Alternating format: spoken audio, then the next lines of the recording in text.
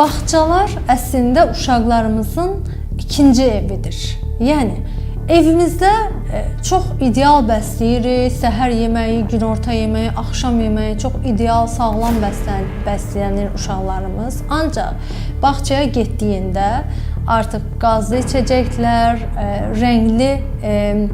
rəngləndirilmiş içkilər, daha doğrusu, fast foodlar, peçenyalar və ya digər zərərli qidalarla təmasda olur. Təbii ki də artıq sizin o evdə etdiyiniz o özlənmələr hamısı bir anda yox olur. Yəni düzgün qidalanma ideal bir şəkildə davam etməlidir və davamlılıq təşkil etməlidir.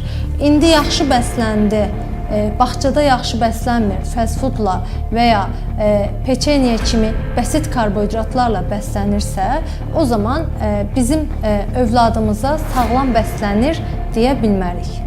Bu bir mənalı olaraq qəbul edilməlidir və özəlliklə özünüz və müəlliminizin nəzarəti altında olmalıdır bu bəslənmə rejimi. Nəticə olaraq da belə bəsləndiyi zaman uşaqlarımızın immuniteti zəifləmiş olur, mədə-bağırsaq problemləri yaşayır və böyümə inkişafına negativ, yəni mənfi təsir göstərmiş olur.